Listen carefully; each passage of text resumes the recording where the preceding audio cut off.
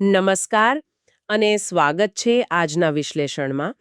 આજે આપણે એક એવા સવાલ પર વિચાર કરવાના છીએ જે મને લાગે છે કે સદીઓથી લોકોને મૂંઝવતો આવ્યો છે. જો ઈશ્વર ખરેખર પ્રેમાળ હોય તો પછી આટલા બધા નિયમો, આટલી બધી આજ્ઞાઓ અને સજાની શી જરૂર છે? આ બંને વાતો એકબીજાથી સાવ વિરોધી નથી લાગતી? હા, બિલકુલ.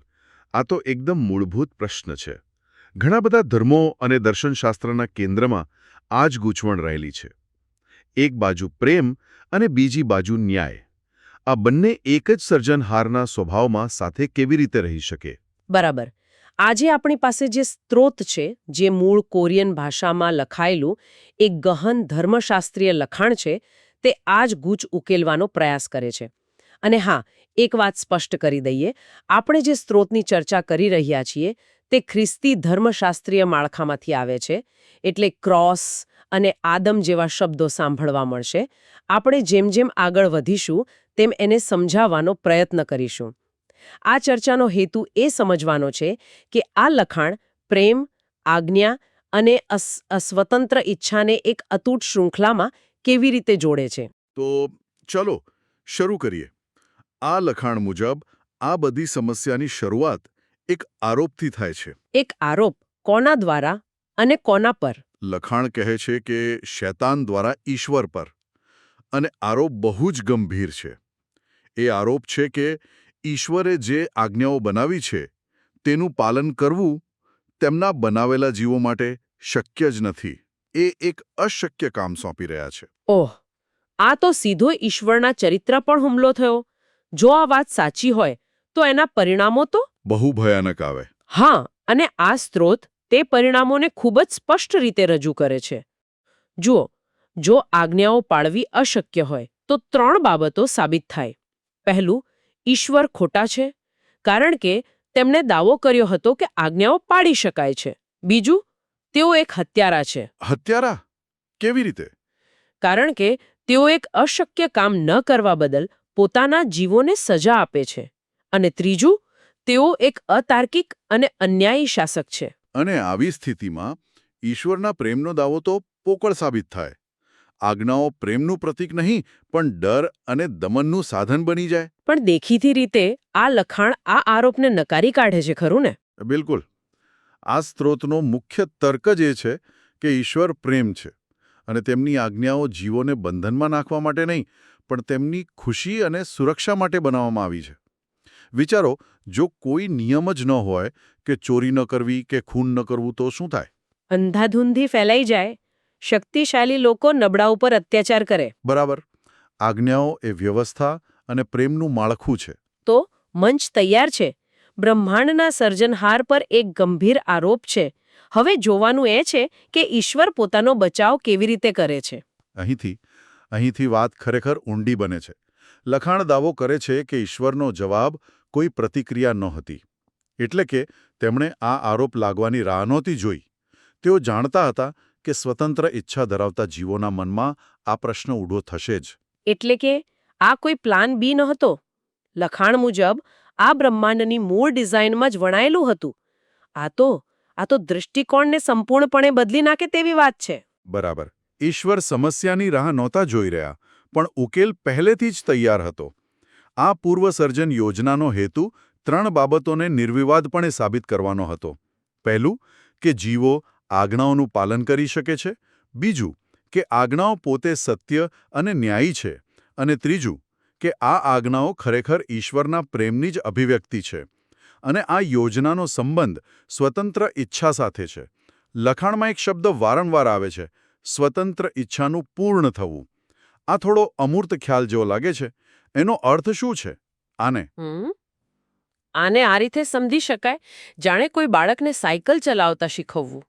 શરૂઆતમાં નિયમો એટલે કે આજ્ઞાઓ જરૂરી છે. આગળ જુઓ, ધીમે ચલાવો, બંને હાથ હેન્ડલ પર રાખો. હા, બાળક કદાચ ડરથી કે ફરજથી આ નિયમો પાડે. બરાબર. પણ જ્યારે તે પ્રેમથી અને કુશળતાપૂર્વક સાયકલ ચલાવતા શીખી જાય, ત્યારે તે નિયમો વિશે વિચાર્યા વગર આનંદથી અને સુરક્ષિત રીતે ચલાવવાનું પસંદ કરે છે. ત્યારે તેની ઈચ્છા સાયકલ ચલાવવાના સારા હેતુ સાથે એક થઈ જાય છે. આને જ પૂર્ણ થવું કહી શકાય. જ્યાં સુધી જીવ પ્રેમથી સારાને પસંદ ન કરે ત્યાં સુધી પાપ કરવાની સંભાવના રહે છે, અને જ્યાં સુધી એ સંભાવના છે ત્યાં સુધી બ્રહ્માંડમાં સાચી શાંતિ શક્ય નથી. સરસ ઉદાહરણ છે. તો આટલા મોટા દાવાઓ કે આજ્ઞાઓ પાડી શકાય છે અને તે પ્રેમનું સ્વરૂપ છે, તેને ઈશ્વર સાબિત કેવી રીતે કરે છે? માત્ર કહેવાથી તો કામ ન ચાલે. અને આ લખાણ મુજબ ઈશ્વરે માત્ર કહ્યું નથી પણ કરી બતાવ્યું છે. અને એ પ્રદર્શનનું કેન્દ્રબિંદુ છે ક્રોસ પરનું બલિદાન.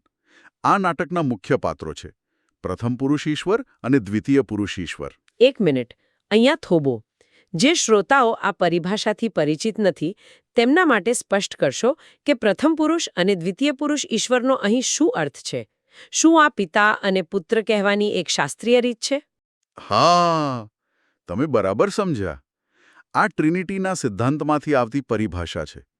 સરળ શબ્દોમાં કહીએ તો પ્રથમ પુરુષ ઈશ્વર એટલે પિતા અને દ્વિતીય પુરુષ ઈશ્વર એટલે પુત્ર, જે આ લખાણ મુજબ અંતિમ આદમ તરીકે મનુષ્યનું રૂપ ધારણ કરે છે. ઠીક છે, તો આ પિતા અને પુત્ર દ્વારા પ્રાયશ્ચિતની પ્રક્રિયા કેવી રીતે કામ કરે છે? તેના બે મુખ્ય તબક્કા છે. પ્રથમ, દ્વિતીય પુરુષ ઈશ્વર એટલે કે પુત્ર પૃથ્વી પર એક સંપૂર્ણ પાપ-રહિત જીવન જીવે છે. આમ કરીને તે સીધો જ શૈતાનના મૂળ આરોપને તોડી પાડે છે. તે સાબિત કરે છે કે હા, એક મનુષ્ય તરીકે ઈશ્વરની આજ્ઞાઓનું પાલન કરવું શક્ય છે. તો પહેલો મુદ્દો સાબિત થયો. પછી શું થાય છે? પછી આવે છે બીજો અને સૌથી નિર્ણાયક તબક્કો. તે માનવજાતના પાપોને, જે પ્રથમ આદમ દ્વારા શરૂ થયા હતા, તેને પોતાના પર લઈ લે છે. અને અહીં સૌથી મહત્વની વાત, શારીરિક પીડા નથી, ભલે તે ભયંકર હતી. આ સ્ત્રોત મુજબ સૌથી મોટું બલિદાન હતું પ્રથમ પુરુષ ઈશ્વર એટલે કે પિતા દ્વારા ત્યજી દેવામાં આવવું. હું તર્ક સમજું છું, પણ ઈશ્વર દ્વારા જ ઈશ્વરને ત્યજી દેવામાં આવે, આ ખ્યાલ સમજવો ખૂબ જ અઘરો છે. ઈશ્વર પોતાની જાતથી અલગ કેવી રીતે થઈ શકે? આ ખરેખર એક રહસ્ય છે. પણ લખાણ તેને આ રીતે સમજાવે છે. પાપનું પરિણામ શું છે? ઈશ્વરથી વિચ્છેદ, અલગ થવું. જ્યારે પુત્રે આપણા પાપો પોતાના પર લીધા ત્યારે તેણે એ વિચ્છેદનો અનુભવ કર્યો જે આપણને થવો જોઈતો હતો. પેલો પુકાર છે ને, મારા ઈશ્વર, તેમને કેમ ત્યજી દીધો? એ આ પીડાનું શિખર હતું. એટલે એ ઈશ્વરત્વની અંદર જ એક વિરામ હતો, જેથી માનવજાતને બચાવી શકાય? બરાબર. આ પ્રેમની અંતિમ કિંમત હતી. વાહ! આ માત્ર એક ઐતિહાસિક ઘટના નથી. આનાથી એટલે કે આ બલિદાનનો જીવો માટે, આપણા માટે શું અર્થ છે? આજ તો આખી યોજનાનો મુખ્ય મુદ્દો છે. આ તે ક્ષણ છે જ્યારે જીવો, મનુષ્યો અને દેવદૂતો બંને ઈશ્વરના પ્રેમ અને પીડાની ઊંડાઈને જુએ છે. લખાણ કહે છે કે જ્યારે કોઈ જીવ ખરેખર સમજે છે કે સર્જનહારે તેમને બચાવવા માટે પોતાને ત્યજી દીધા, ત્યારે તે એવા પ્રેમનો અનુભવ કરે છે જે તેણે પહેલાં ક્યારેય ન કર્યો હોય. અને આ જ અનુભવ તેમને ઈશ્વરને પાછો પ્રેમ કરવા અને પરિણામે ડરથી નહીં પણ પ્રેમથી તેમની આજ્ઞાઓનું પાલન કરવા માટે પ્રેરણા આપે છે. તો પ્રેમ એ આજ્ઞાપાલનનો સ્ત્રોત બને છે, ફરજ નહીં પણ કૃતજ્ઞતા. અને આ રીતે સ્વતંત્ર ઈચ્છા પૂર્ણ થાય છે. તે ગુલામ નથી બનતી, પણ પ્રેમ દ્વારા મુક્ત થાય છે. આ એક શૃંખલા જેવી લાગે છે. ઈશ્વરનો પ્રેમ જોવો, ઈશ્વરને પ્રેમ કરવો, ઈશ્વરની આજ્ઞાનું પાલન કરવું અને પછી અનંત જીવન. તમે એકદમ સાચો ક્રમ પકડ્યો છે. આ તર્ક મુજબ સાચું આજ્ઞાપાલન પ્રેમ વિના શક્ય નથી અને સાચો પ્રેમ ઈશ્વરના બલિદાનને સમજ્યા વિના શક્ય નથી. આ પ્રેમ અને બલિદાનની દલીલ ખૂબ શક્તિશાળી છે, પણ એનાથી એક મુશ્કેલ પ્રશ્ન ઊભો થાય છે, જે ઘણા શ્રોતાઓના મનમાં હશે. જો આ પ્રેમને નકારી કાઢે છે, તેમનું શું? એક પ્રેમાળ ઈશ્વર કોઈને આગના સરોવરમાં કેવી રીતે નાખી શકે? આ કેવી રીતે બંધ બેસે છે? આ એક સ્વાભાવિક પ્રશ્ન છે. અને લખાણનો તર્ક એ છે કે ન્યાય પણ પ્રેમનું જ એક સ્વરૂપ છે, પણ તે અલગ રીતે વ્યક્ત થાય છે. નિર્દોષો પ્રત્યેનો પ્રેમ એ માંગ કરે છે કે તેમને નુકસાન પહોંચાડનારાઓથી તેમનું રક્ષણ કરવામાં આવે. તો તે એક પ્રકારની કોસ્મિક સર્જરી જેવું છે, જ્યાં બ્રહ્માંડના સ્વાસ્થ્ય માટે રોગને દૂર કરવો પડે છે. ખૂબ સરસ રૂપક છે. બરાબર એ જ. જો ઈશ્વર એવા જીવોને જેઓ સતત બીજાને નુકસાન પહોંચાડવાનો આગ્રહ રાખે છે તેમને હંમેશા માટે જીવવા દે તો શું બાકીના જીવો ક્યારેય શાંતિથી રહી શકશે? ક્યારેય નહીં. એટલે અનંત શાંતિ સુનિશ્ચિત કરવા માટે દુઃખના સ્ત્રોતને દૂર કરવો એ પણ પ્રેમનું જ કાર્ય છે. એ બહુમતી માટે જેઓ શાંતિથી જીવવા માંગે છે. ન્યાયને પ્રેમનું સ્વરૂપ કહેવું એ એક દાર્શનિક દલીલ છે, પણ જે વ્યક્તિએ કોઈ પ્રિયજન ગુમાવ્યું હોય તેના માટે વિનાશને પ્રેમનું કાર્ય કહેવું કદાચ કઠોર લાગી શકે છે. અને તેમના વિનાશ પર દુઃખી થાય છે. પરંતુ જેઓ તેમના પ્રેમાળ શાસનને કાયમ માટે નકારે છે તેમના માટે એકમાત્ર મુક્તિ એ છે કે તેઓ અસ્તિત્વમાં જ ન રહે, અલબત્ત પોતાના પાપોની સજા ભોગવ્યા પછી. આ એક દુઃખદ અંત છે, પણ બ્રહ્માંડની એકંદર ભલાઈ માટે તે જરૂરી છે, એમ આ લખાણ કહે છે. હવે ચાલો ખોવાયેલા ઘેટાના દૃષ્ટાંત પર આવીએ. આ લખાણ તેનો ખૂબ જ વ્યાપક અર્થમાં ઉપયોગ કરે છે. તે કહે છે કે અપૂર્ણ સ્વતંત્ર ઈચ્છા ધરાવતા તમામ જીવો ખોવાયેલા છે. બરાબર. અને અહીં જ આ લખાણ એક અનપેક્ષિત વળાંક લે છે. તે સૂચવે છે કે આ દૃષ્ટાંત માત્ર મનુષ્યો માટે જ નથી. દેવદૂતો પણ, જેઓ કદાચ પાપમાં પડ્યા નથી અને પોતાને ખોવાયેલા નથી સમજતા, તેઓ પણ ક્રોસ પરના બલિદાનથી એક મહત્વપૂર્ણ પાઠ શીખે છે. વાહ! તો તમે એમ કહી રહ્યા છો કે આ લખાણ મુજબ ક્રોસ પરનું બલિદાન માત્ર માનવજાત માટે નહોતું, પણ તે સમગ્ર દેવદૂતોના સમુદાય માટે પણ એક પાઠ હતો. આ તો મેં આ ઘટના વિશે જે પણ વિચાર્યું છે તેને સંપૂર્ણપણે બદલી નાખે છે. હા, તે તેમને ઈશ્વરના પ્રેમની સાચી ઊંડાઈ સમજાવે છે. વિચારો, ઉડાવ પુત્રના દૃષ્ટાંતમાં મોટો ભાઈ પિતાના પ્રેમ પર શંકા કરે છે. હા, કારણ કે તેને લાગે છે કે નાના ભાઈ સાથે અન્યાય થઈ રહ્યો છે. બરાબર. તે પિતાના ચરિત્રને પૂરેપૂરો સમજતો નથી. એ જ રીતે જ્યારે દેવદૂતો જુએ છે કે ઈશ્વર પાપી મનુષ્યને બચાવવા માટે પોતાનું બલિદાન આપવા સુધી જાય છે, ત્યારે તેઓ સમજે છે કે ઈશ્વરનો પ્રેમ અને દયા કેટલા અગાધ છે.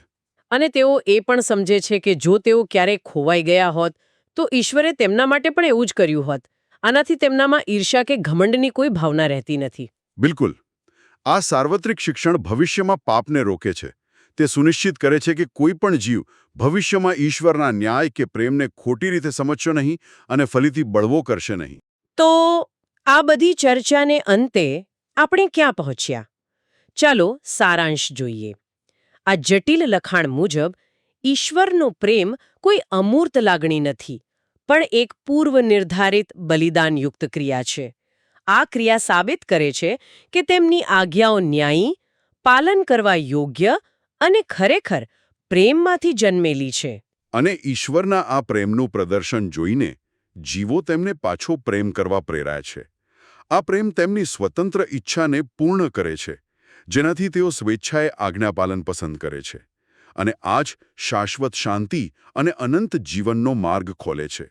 આ લખાણની તર્કની શૃંખલાને ટૂંકમાં સમજીએ તો તે કહે છે કે એક જીવ પોતાની મેળે પ્રેમ શરૂ કરી શકતો નથી. તે ફક્ત ત્યારે જ પ્રેમ કરી શકે છે જ્યારે તેને પહેલા પ્રેમ કરવામાં આવે. બરાબર. ક્રોસ દ્વારા ઈશ્વરનું પ્રેમ પ્રદર્શન એ જરૂરી પ્રથમ પગલું છે. તે જીવો માટે ઈશ્વરને પ્રેમ કરવાનું, તેમની આજ્ઞાનું પાલન કરવાનું અને હંમેશ માટે જીવવાનું શક્ય બનાવે છે. એના વગર સ્વતંત્ર ઈચ્છા હંમેશા પાપની સંભાવનાથી ઘેરાયેલી રહેશે અને બ્રહ્માંડ ક્યારેય સંપૂર્ણ સુરક્ષિત નહીં બને. આ ખરેખર એક જટિલ પણ સુસંગત દલીલ છે. હવે આ ચર્ચાના અંતે એક વિચારવા જેવો મુદ્દો છે જે આ લખાણ ઊભો કરે છે. તે જણાવે છે કે દ્વિતીય પુરુષ ઈશ્વર દ્વારા આપવામાં આવેલું તારણ ભેટ તરીકે બધા માટે ઉપલબ્ધ છે, પરંતુ તે ફક્ત તે લોકો માટે જ અસરકારક બને છે જેઓ પ્રેમ કરવાની તેમની આજ્ઞાનું પાલન કરીને તેમના મિત્ર બનવાનું પસંદ કરે છે. અને આ સાંભળનાર માટે એક અંતિમ વિચાર છોડી જાય છે. આ માળખા મુજબ કૃપાની ભેટ જે મફતમાં ઉપલબ્ધ છે તેને મેળવવા અને ત્યારબાદ આવશ્યક ક્રિયા એટલે કે પ્રેમ અને આજ્ઞાપાલન વચ્ચે શું સંબંધ છે? શું એકબીજા વિના શક્ય છે? તેના પર ચોક્કસપણે વિચાર કરવા જેવો છે.